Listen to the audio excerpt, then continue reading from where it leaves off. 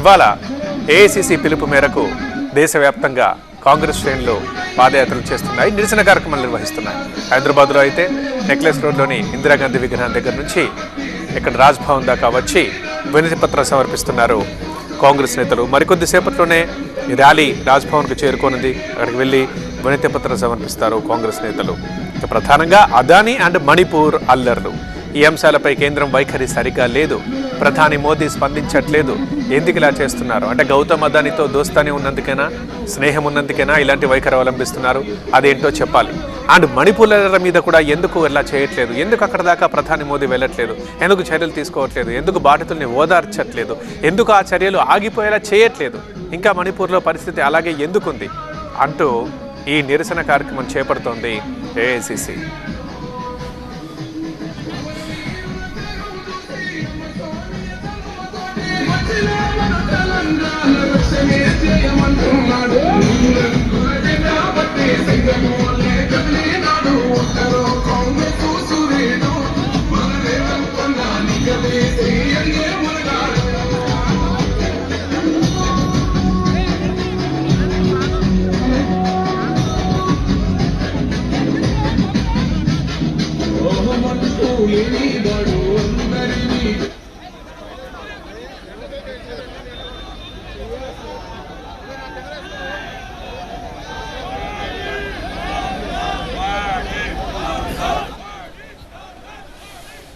మనం లైవ్ లో చూస్తున్నాం. హైదరాబాద్ రాజ్భవన్ రోడ్లో పిసిసి అధ్యక్షుడు మహేష్ కుమార్ గౌడ్ ఆధ్వర్యంలో తెలంగాణ సీఎం రేవంత్ రెడ్డి, మంత్రులు, ఎమ్మెల్యేలు, ఎమ్మెల్సీలు, రాష్ట్ర కాంగ్రెస్ వారాల ఇన్ఛార్జ్ అందరూ పూర్తిగా కాంగ్రెస్ పార్టీ అక్కడే ఉంది. సో ఒక నిరసన కార్యక్రమం నిర్వహిస్తున్నారు చలో రాజ్భవన్ పేరిట.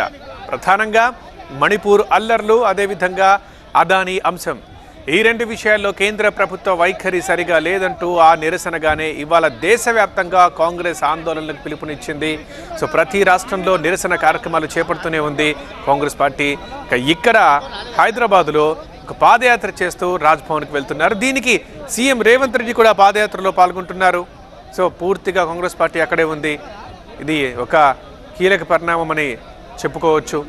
సో ఇక్కడ నెక్లెస్ రోడ్లోని ఇందిరాగాంధీ విగ్రహం దగ్గర ఈ పాదయాత్ర స్టార్ట్ అయింది. అక్కడ నుంచి ఖైరతాబాద్ ఫ్లైఓవర్ ఎక్కారు, ఫ్లైఓవర్ కూడా దిగారు. ఇప్పుడు ఇక రాజ్భవన్ దగ్గరకు వచ్చేశారు. మరికొద్ది సేపట్లో గవర్నర్ను కలిసి వినతి పత్రం సమర్పించబోతున్నారు. ఇంతకుముందేమో ప్రతినిధులు కాంగ్రెస్ నేతలతో మాట్లాడినప్పుడు వారు చెప్తున్నారు అదానీతో దోస్తాని ఉంది, అదానీతో నరేంద్ర మోదీకి దోస్తాని ఉంది, స్నేహం ఉంది. అందుకే ఒకవైపు దేశ పరువు పోతున్నా వాళ్ళకి దేశం కంటే వాళ్ళ వ్యక్తిగత ప్రయోజనాలు, స్వార్థాలే ముఖ్యం కాబట్టి ఎలాంటి చర్యలు తీసుకోవట్లేదు, దానికి నిరసనగానే మేము ఈ ప్రదర్శన చేస్తున్నామంటూ కాంగ్రెస్ నేతలు TV9తో మాట్లాడారు. నానికి అదేవిధంగా మణిపూర్ అల్లర్లు, మణిపూర్ కొద్ది రోజులుగా రగులుతూనే ఉంది రావణ కాష్టంలా, కొన్ని నెలలుగా. సో అల్లర్లు ఎందుకు ఇంకా ఆగట్లేదు, ఇంకా పరిస్థితి ఎందుకు అదుపులోకి రావట్లేదు, అయినా అసలు ప్రధాని నరేంద్ర మోదీ మణిపూర్కి ఎందుకు వెళ్ళట్లేదు, అదేమైనా వేరే దేశంలో ఉందా, ఏంటి అసలు క్లియర్గా చెప్పాలి, ఎందుకు ఇలా వైఖరి ఉందంటూ చలో రాజ్భవన్కి పిలుపునిచ్చారు. మనం అక్కడ ఉండే బ్యానర్ మీద కూడా మనం చూస్తున్నాం చలో రాజ్భవన్, మోదీ అదానీ భాయ్ భాయ్ అంటూ నరేంద్ర మోదీ అండ్ గౌతమ్ అదానీ పిక్స్ పక్కపక్కనే పెట్టి ఆ ప్లకార్డ్, ఆ బ్యానర్ ముద్రించి రాజ్భవన్ దాకా ర్యాలీకి వెళ్తున్నారు. దాదాపు రాజ్భవన్కి ఇక వచ్చేసినట్లే.